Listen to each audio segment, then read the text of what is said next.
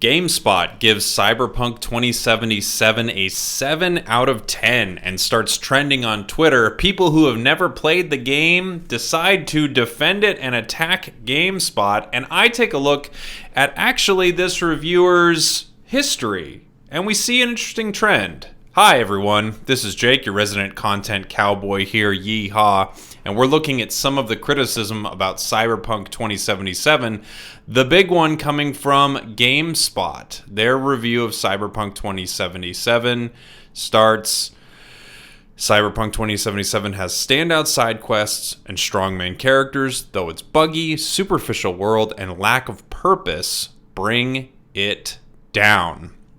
This is by reviewer Kaylee Plague. Sorry if I got that wrong. Here she is over on Twitter and donating to AOC, calling Trump a white supremacist. You know, the whole kind of standard stuff here. And also reviewing games over at GameSpot. First off, I want to say there would be no reason to with this video. But, of course, don't be bad to this person just because they made a game review you don't like. That is really weird. Don't do anything like that. I can't believe I have to say that, but that's an important thing to say, I guess, because people do weird stuff like that because they reviewed a game in a way you didn't like. Going through her review, it does seem like she didn't enjoy a lot of the main thrust of this game, which, hey, you know, if she didn't like it, she didn't like it. And a couple of her big takeaways are that the characters are great, but let's head down a little lower in her review where she talks about Rampant Bugs. The game is phenomenally buggy, she says, and we're seeing that in tons of reviews. I do think it should affect a game's score. Now, the question is this a better game than a 7 out of 10 in a few months when all these problems are fixed? Or maybe in a year when all these problems are actually fixed? Possibly, but that's not the game that she got to play. She talks about the game crashing, having to go back to previous autosaves. We've all played games like this. This is getting a ton of comments, of course. And her review, 7 out of 10. With the good being, there's plenty of flexibility in the RPG mechanics to build a character. Quick hacking in combat is satisfying to execute. Side quests and characters are interesting. And the bad, there's so much to do that isn't meaningful. So a lot of it ends up feeling superfluous, superficial, and edgy aesthetic choices often have no real purpose, which makes them grating rather than adding to the relevant world. This talks again about inaccurate and offensive cultures and backgrounds. So it's interesting because let's just say that we can look at this on a scale of 1 to 10. Now, we know reviewers don't really use a 1 to 10 scale. But the bugs, I could see knocking a point off for that. Let's say the game's perfect, but there's all these bugs. Okay, you knock it down to a 9. And now I could see another point being knocked off for personal taste. You saying you don't like the wildly inconsistent, inaccurate, and downright offensive depictions of certain cultures. I could see you knocking it down another point, possibly 2, depending on how much you care about that. And then if you don't really get hooked into the game, I could see another point there.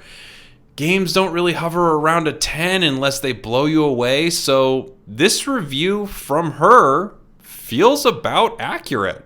A 7 out of 10 from her. Now, of course, everyone's mileage may vary. There are people giving this game a 10. I think the lowest I've seen is a 6.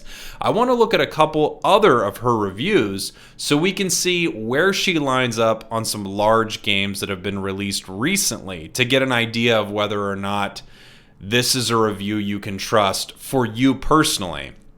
It's something that I'm sure a lot of you think about when you go to game reviews or movie reviews or when you listen to friends talk about something.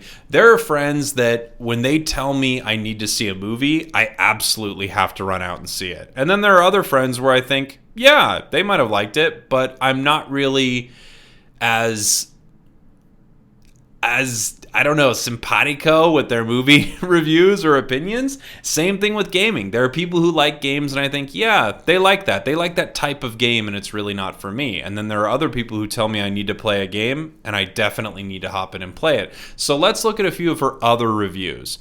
She reviewed Call of Duty Black Ops Cold War, also a 7 out of 10. Now, I've heard that this game might be a little lower than 7 out of 10.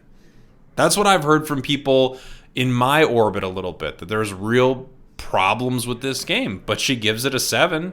I don't think they have anything in here about maybe it upsetting her socially.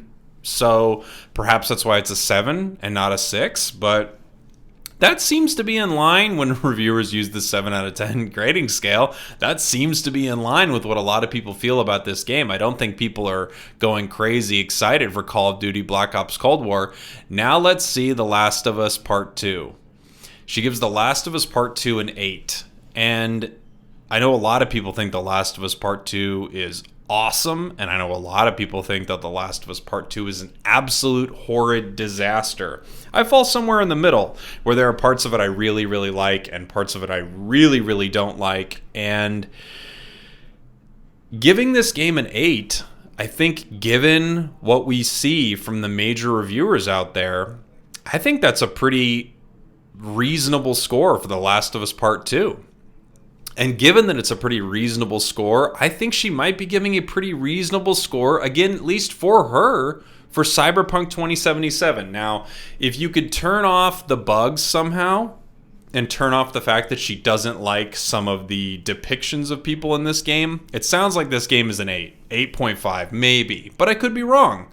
I'll tell you, if you're playing through a game and it's an absolute buggy disaster, I could see that game not getting a higher score than a 7 for you, especially if there are things in it you don't like.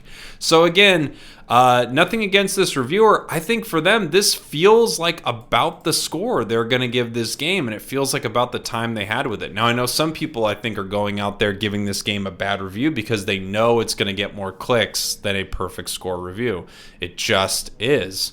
But given her other reviews and given what she talks about in this, it seems like this is about right. So I hope that we can get to play Cyberpunk, obviously make up our own minds. Maybe we're going to think it's great. Maybe we're going to think there are problems. Maybe a few months down the line, this game is a 9 or a 10. And maybe right now, it's a 7. That's my video for now. Let me know what you think. Do you think that review is fair? Do you think what I'm talking about is good? Do you think I'm a cool guy? Thanks for watching. Thanks for listening. I appreciate it. I'll see you next time. Mwah! Goodbye.